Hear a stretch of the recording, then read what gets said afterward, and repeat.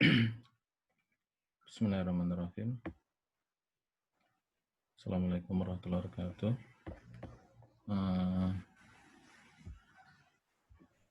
Hari ini kita akan melanjutkan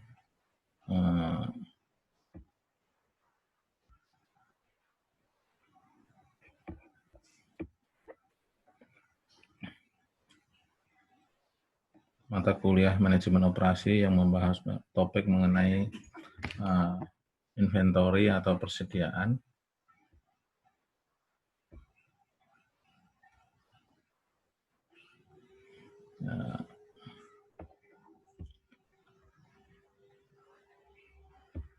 Manajemen inventory atau manajemen persediaan. Perlu diketahui bersama bahwa inventory itu menjadi biaya yang sangat besar bagi suatu proses industri dan banyak yang sampai di atas 50%. Jadi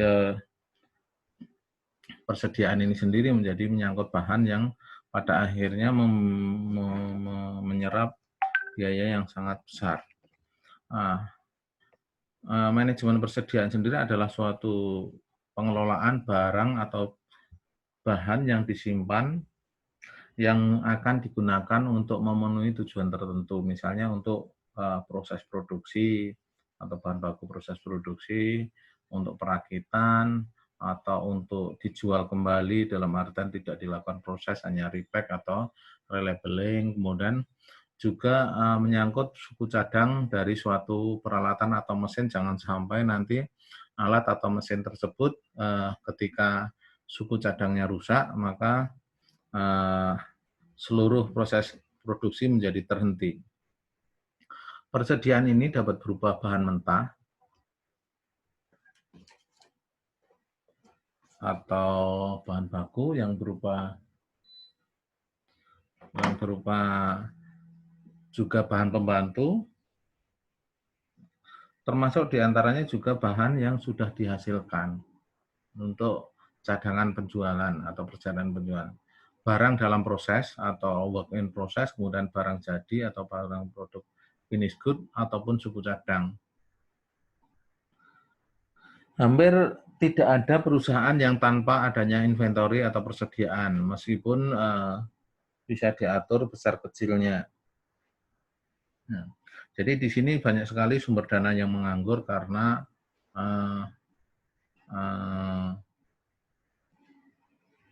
harus disiapkan jangan sampai terjadi kekurangan. Saya punya pengalaman di dalam suatu industri manufaktur di mana ternyata persediaan itu menghabiskan 92% itu hanya persediaan bahan baku proses saja, belum termasuk persediaan onderdil, itu menyangkut hampir 92% kegiatan keuangan perusahaan.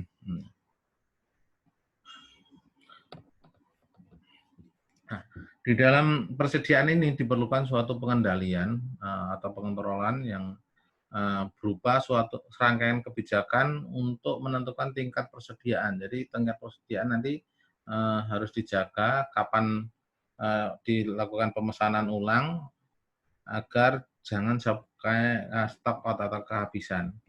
Nah, fungsi dan tujuan fungsi persediaan adalah untuk menghindari atau untuk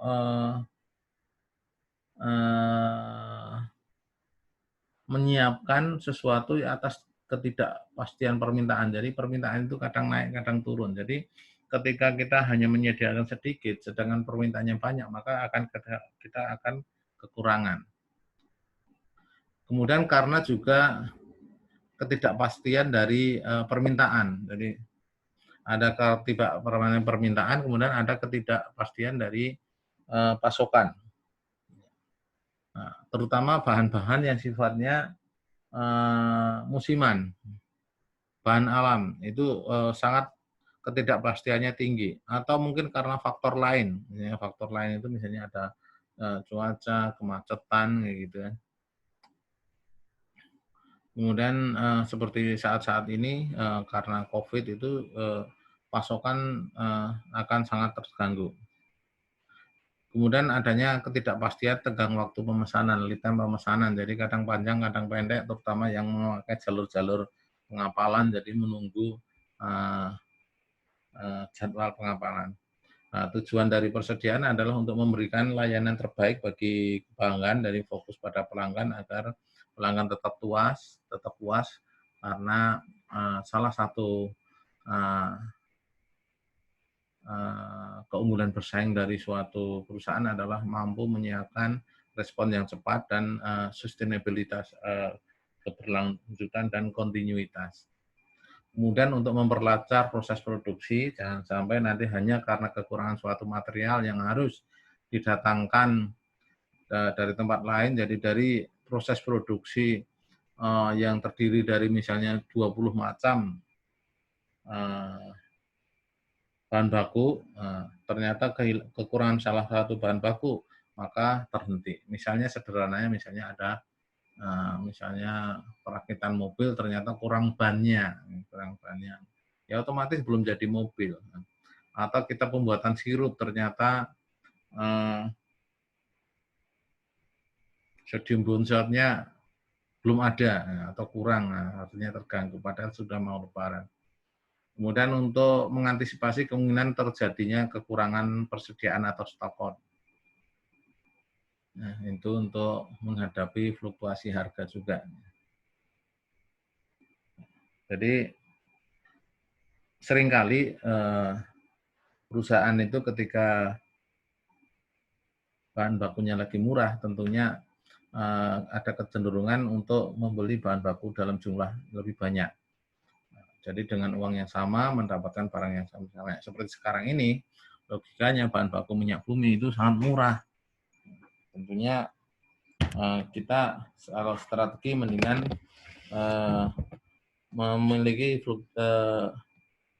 memiliki persediaan yang banyak. Keputusan dalam manajemen yang menjadi pertanyaan terkait persediaan adalah kapan dilakukan pemesanan ulang dan berapa jumlah yang harus disimpan. Jadi kapan dan berapa jumlah yang harus dipesan. Untuk menjawabnya ada beberapa metode. Yang pertama adalah dengan pendekatan ROP,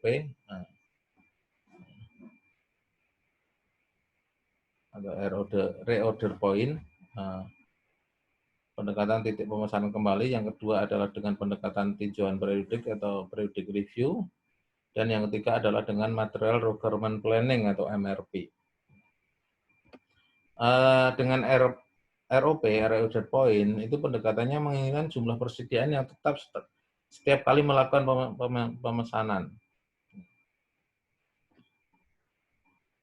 Jadi di sini adalah masa ROP. Jadi pada titik di sini itu dilakukan pemesanan ulang di mana waktunya, jadi sebelum habis maka sudah ada persediaan lagi. Jangan sampai di titik kosong ini. Jadi pada saat titik ini maka dilakukan pemesanan lagi. Nah, dalam jangka waktu tertentu sudah datang, akan menambah stok lagi, kemudian diserap, kemudian dilakukan lagi. Kemudian melalui pendekatan periodic review, itu dengan persamaan jumlahnya, ya, jumlah pemesanan kembali itu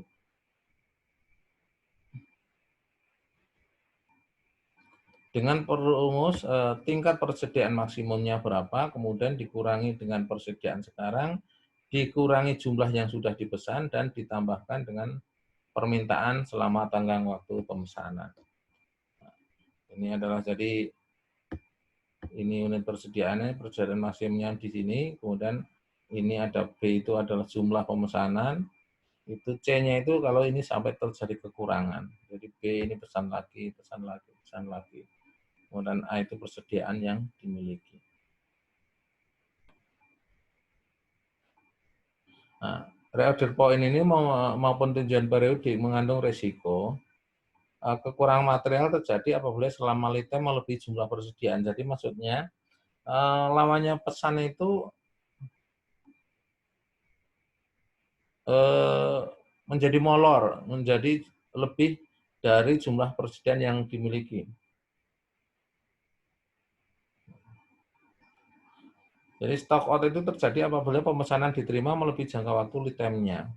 Jadi lewat dari prediksi. Nah, kemudian ada 5 keputusan persediaan. Yang pertama adalah biaya pemesanan, kemudian biaya penyimpanan, dan biaya pesanan order cost, kemudian biaya penyimpanan. Jadi ada 5 jenis biaya yang